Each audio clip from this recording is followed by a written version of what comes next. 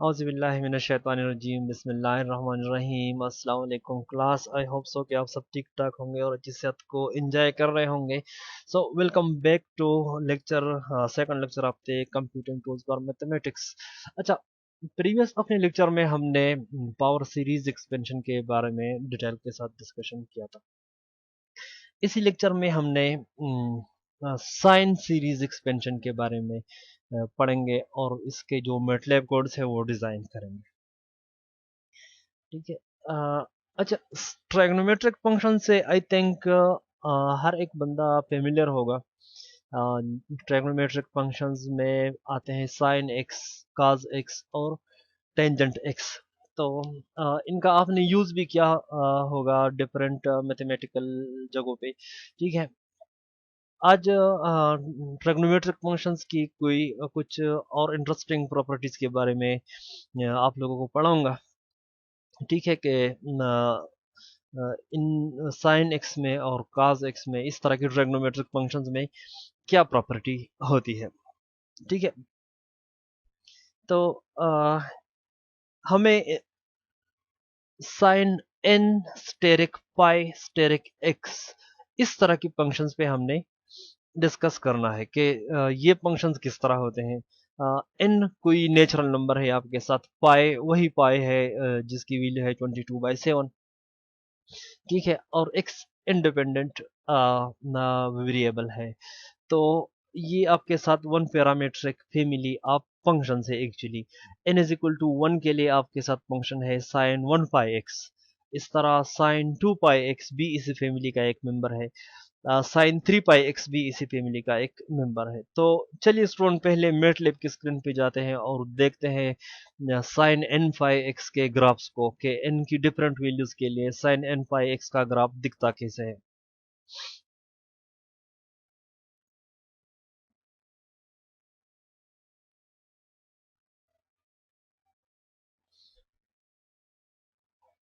Sign n/x का graph मैं इस तरह बनाऊंगा कि मैं सबसे पहले क्लियर ऑल लिख लूंगा एडिटर में।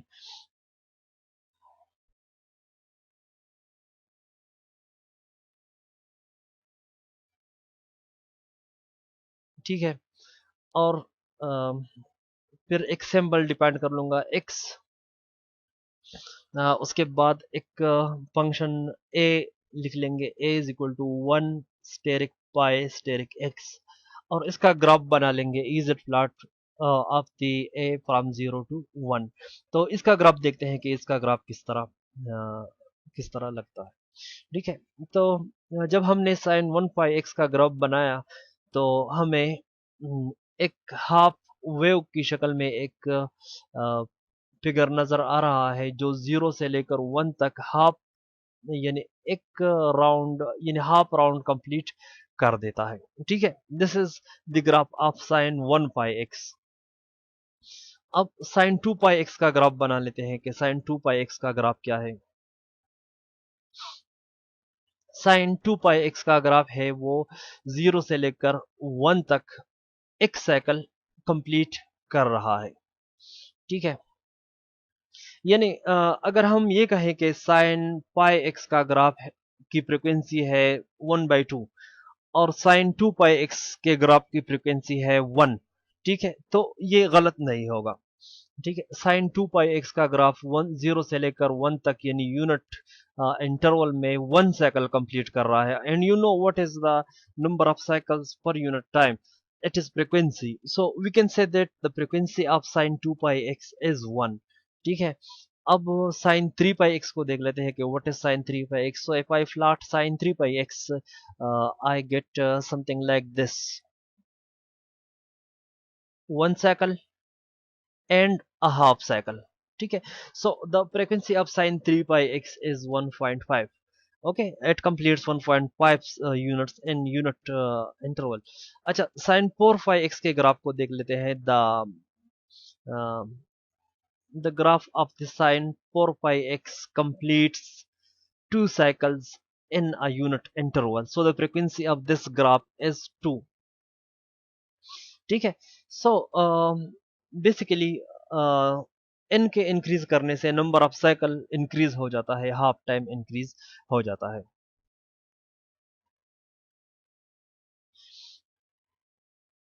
अच्छा, साइन n पाई x में एक प्रॉपर्टी और भी अच्छी सी प्रॉपर्टी है जो इस ट्राइग्नोमेट्रिक फंक्शंस को और भी ज़्यादा एप्लीकेबल बना देती है। उस प्रॉपर्टी के बारे में थोड़ा सा पढ़ते हैं कि वो प्रॉपर्टी क्या है। अच्छा, इस प्रॉपर्टी का नाम है ऑर्थोगोनल प्रॉपर्टी। ठीक है, ऑर्थोगोनल प्रॉपर्टी इस तरह से होती है कि अगर हम साइन n पाई x को मल्टीप्लाइड कर ले साइन n पाई x के साथ, ठीक है, और इसको अगर हम इंटीग्रेट कर ले फ्रॉम 0 to 1, तो ये रिजल्ट हमेशा 1/2 आएगा। ठीक है, अगर n इज इक्वल टू 1 हो तब भी ये 1/2 आएगा, n इज इक्वल टू 2 के लिए भी ये 1/2 आएगा, n इज इक्वल टू 3 के लिए भी ये 1/2 आएगा। और अगर n और ये अगर साइन n पाई x को हम साइन m पाई x के साथ मल्टीप्लाइड कर लें और इंटीग्रेट कर ले फ्रॉम 0 to 1, तो इसकी वैल्यू आएगी 0। ठीक है, इस प्रॉपर्टी को थोड़ा सा मैटलैब के स्क्रीन पे वेरीफाई करते हैं। This is my MATLAB screen, कहाँ पे है? This one is MATLAB screen. ठीक है, तो I will write clear all, I will create a symbol x और integral value is equal to integral I N T. जिस तरह से आप इंटीग्रेशन करते हो, इंटीग्रेशन आपने स्टार्ट की, आपने इंटीग्रेंट की वैल्यू डाल दी sine 10 pi x multiplied by sine 11 pi x. ठीक है, इसको 1 पाई एक्स कर लेंगे, sine 1 pi x multiplied by sine 1 pi x. ठीक है, sine 1 pi x multiplied by 1 pi x, integrate this thing with respect to x from 0 to 1। ठीक है, जब इसको हम रन करते हैं तो इंटीग्रल की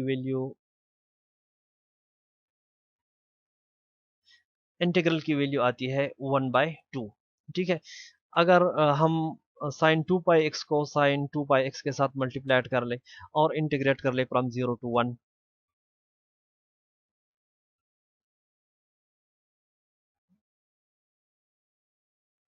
इसकी वैल्यू अगेन आ रही है 1/2। ठीक है, अगर फॉर एग्जांपल आप 3 पाई एक्स को साइन 3 पाई एक्स के साथ मल्टीप्लाइड कर ले और फ्रॉम 0 to 1 इंटीग्रेट कर ले, सो आपको अगेन 1/2 वैल्यू मिलेगी। ठीक है, अब थोड़ा सा इनके आर्गुमेंट्स को चेंज करते हैं। Sine 2 pi x multiplied by sine 3 pi x, और इसी क्वांटिटी को अगर हम इंटीग्रेट कर ले from 0 to 1, so we get the value of the integral as 0। ठीक है, साइन 10 पाई एक्स और साइन 11 पाई एक्स, इसको मल्टीप्लाइड करके इंटीग्रेट करते हैं फ्रॉम 0 to 1, वी गेट 0। तो ये जो प्रॉपर्टी है कि अगर हम साइन के इक्वलेंट आर्गुमेंट्स को, ये मींस के 2 पाई एक्स और साइन 2 पाई एक्स को अगर हम मल्टीप्लाइड करके इंटीग्रेट करते हैं तो ये 1/2 आता है। अगर मल्टीप्लिकेशन के दौरान इनके आर्गुमेंट्स डिफरेंट हो तो इनका जो इंटीग्रल की वैल्यू है वो आएगी 0। ठीक है, अब क्वेश्चन ये है कि जिस तरह से पावर सीरीज में हमने पढ़ा था कि हर एक फंक्शन को उसके इक्वलेंट पावर सीरीज में एक्सपेंड किया जा सकता है, तो साइन ऑफ एक्स की ये अर्तांगलिटी वाली जो प्रॉपर्टी है वो भी हमें ये अलाउड करती है कि किसी भी function, given function F of x को उसके इक्वलेंट साइन सीरीज एक्सपेंशन में एक्सप्रेस किया जा सकता है। C1 sine 1 pi x plus C2 multiplied by sine 2 pi x plus C3 multiplied by sine 3 pi x plus C4 multiplied by sine 4 pi x. ठीक है, इस तरह की शेप में एक्सप्रेस किया जा सकता है किसी भी गिवन फंक्शन के लिए। हम C1 C2 C3 C4 सी इन्फिनिटी इतने कांस्टेंट कैलकुलेट कर सकते हैं जो इस फंक्शन को इस साइन सीरीज के इक्विवेलेंट कर देगा। ठीक है, तो सपोज के अगर इस तरह की कोई पॉसिबिलिटी है तो C1 को हम किस तरह कैलकुलेट करेंगे? Suppose capital F of x हमें बताया गया है और हमसे कहा जाए कि C1 C2 C3 और C4 इस तरह कैलकुलेट कर ले कि ये जो सीरीज है ये इस फंक्शन के इक्विवेलेंट आ जाए। ठीक है, तो C1 के कैलकुलेशन के लिए जो तरीकाकार है वो बहुत ही आसान है कि आप इसी एक्सप्रेशन को मल्टीप्लाइड कर ले साइन पाई एक्स के साथ, लेफ्ट हैंड साइड को भी और राइट हैंड साइड को भी साइन पाई एक्स के साथ मल्टीप्लाइड कर ले और फिर आप इंटीग्रेट कर ले इक्वेशन के दोनों साइड्स को फ्रॉम 0 to 1। ठीक है, तो यहाँ पे लेफ्ट हैंड साइड पे एक इंटीग्रल बचेगा, इंटीग्रल आप capital F of x multiplied by sine pi x d x. दूसरे साइड पे बनेगा integral from 0 to 1 sign pi x multiplied by sine pi x, तो इसकी वैल्यू है 1/2। ठीक है, दूसरा इंटीग्रल है sine 2 pi x multiplied by sine pi x, तो यहाँ पर इनके आर्गुमेंट्स डिफरेंट है, तो इस इंटीग्रल की वैल्यू आ रही है 0। इस तरह इस इंटीग्रल की भी वैल्यू आएगी 0, अगला जो इंटीग्रल होगा उसकी भी वैल्यू आएगी 0। तो इन शॉर्ट हमें 1/2 C1 is equal to integral from 0 to 1 capital F multiplied by sine 1 pi x d x, जिससे हम C1 को अगर कैलकुलेट करना चाहे तो C1 is basically 2 times the integral from 0 to 1 F of x sine 1 pi x d x. ठीक है, C1 की वैल्यू इस फार्मूले से कैलकुलेट होगी। C2 की वैल्यू की कैलकुलेशन के लिए हमें एक्सप्रेशन को, मेन एक्सप्रेशन को, इस एक्सप्रेशन को मल्टीप्लाइड करना होगा साइन 2 पाई एक्स के साथ। तो जब हम साइन 2 पाई एक्स के साथ मल्टीप्लाइड करते हैं और इंटीग्रेट करते हैं फ्रॉम 0 to 1, तो हमारा ये इंटीग्रल 0 हो जाएगा, ये इंटीग्रल भी 0 हो जाएगा, ये इंटीग्रल 1/2 के इक्विवेलेंट होगा। ऑर्थोगोनैलिटी की जो प्रॉपर्टी है वो कंप्लीटली एक्शन में होगी यहाँ पे। इस तरह से सारे इंटीग्रल 0 हो जाएंगे, सिर्फ एक ही इंटीग्रल बचेगा C2 मल्टीप्लाइड बाय 1/2, जिससे हम C2 की वैल्यू को कैलकुलेट कर सकते हैं। C2 is equal to 2 times integral from 0 to 1 capital F sine 2 pi x d x. इसी प्रोसीजर को जनरलाइज्ड अगर हम करना चाहे, so we can write CI is equal to 2 times integral from 0 to 1 f of x sin I multiplied by pi multiplied by x. I is equal to 1 substitute कर दे, sign 1 pi x के साथ multiplication हो जाएगी। I is equal to 2 sine 2 pi x के साथ multiplication हो जाएगी। जनरली कांस्टेंट CI को कैलकुलेट करने का हमारे साथ ये जो रिलेशन है, ये रिलेशन आ रहा है। अब थोड़ा सा मैट्रिक्स नोटेशन भी डिस्कस कर लेते हैं। सपोज एक फंक्शन है जिसका साइन सीरीज एक्सपेंशन हमने मालूम क्या हुआ है, C1 multiplied by this thing C2 multiplied by this thing C2। तो इस तरह के एक्सपेंशन को हम वेक्टर फॉर्म में भी एक्सप्रेस कर सकते हैं। Vector this one C0 C1 Cn multiplied by a function vector sin pi x sin 2 pi x up to sin n pi x. ठीक है, इन दोनों वेक्टर्स के मल्टीप्लिकेशन से ये जो सीरीज है ये सीरीज ऑटोमेटिकली बन जाएगी। ठीक है, अच्छा, अब इस वेक्टर को जनरेट करने के लिए हम एक लूप का इस्तेमाल करेंगे for I is equal to 1 up to n। ठीक है, एक वेक्टर t, उसमें I पोजीशन पर एंट्री आ जाएगी sine I asterisk pi asterisk x और एंड। कोएफिशिएंट्स के जनरेशन के लिए हम कोएफिशिएंट्स का फार्मूला यूज करेंगे 2 times integral of the function f steric sin I pi x with respect to x from 0 to 1। ठीक है, तो एक लूप से हमारा जो कोएफिशिएंट वेक्टर है ये वेक्टर बनेगा और दूसरे लूप से हमारा जो कोएफिशिएंट वेक्टर है ये वेक्टर बनेगा। अब जब दोनों वेक्टर्स कैलकुलेट हो जाएंगे तो हम फंक्शन f की जो सीरीज एक्सपेंशन है fs, उसको हम c multiplied by transpose of t से कैलकुलेट कर सकते हैं। ठीक है, ez प्लॉट कमांड से आप ओरिजिनल फंक्शन का प्लॉट बना ले और होल्ड ऑन के साथ ez प्लॉट कमांड दोबारा यूज कर ले, fs का ग्राफ बना ले, तो आपको फंक्शन f और उसकी जो अप्रोक्सीमेशन है वो आपकी स्क्रीन पे आ जाएगी। तो चलिए मेटलैब की स्क्रीन पे चलते हैं और देखते हैं कि ये सब किस तरह होगा। Okay, so I want to find the sine series expansion of the function x into 1 minus x। ठीक है, और उसी सीरीज में मैं पहले 3 टर्म्स कैलकुलेट करना चाहता हूँ, सो मैंने एक n डिपेंड कर लिया, n इज इक्वल टू 3। ठीक है, इसके सीरीज के लिए मुझे कोएफिशिएंट वेक्टर की जरूरत पड़ेगी और फंक्शन वेक्टर की जरूरत पड़ेगी। तो फंक्शन वेक्टर की जनरेशन के लिए मैं लूप स्टार्ट कर रहा हूँ पर i is equal to 1 up to n, t is equal to sine i pi x और एंड। ठीक है, अच्छा कोएफिशिएंट वेक्टर के लिए मैं लूप स्टार्ट कर लूंगा पर i is equal to 1 up to n, c at i is equal to 2 multiplied by integral of the quantity f multiplied by sin I by x comma with respect to x from 0 to 1। ठीक है, अब इनका जो series है वो series बना लेता हूं, F S is equal to C asterisk transpose of T.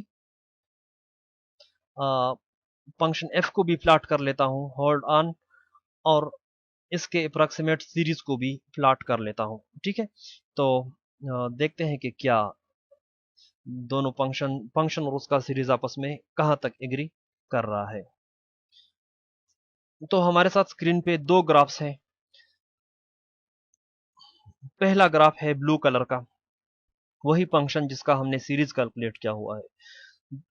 दूसरा ग्राफ है रेड कलर का, जो उसी फंक्शन का सीरीज एक्सपेंशन है। ठीक है, दोनों के दरमियान थोड़ा सा डिफरेंस मौजूद था। अगर हम n इज इक्वल टू 6 करेंगे तो ये ग्राफ आपस में मजीद एक्यूरेट हो जाएंगे।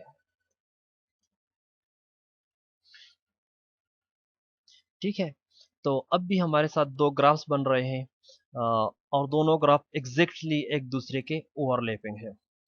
So this way you can see that the series expansion of a function in sine series is very accurate। ठीक है, अगर आप स्केल लेवल को इंक्रीज कर रहे हैं तो आपका जो सीरीज है वो उस फंक्शन के मजीद करीब होता जा रहा है।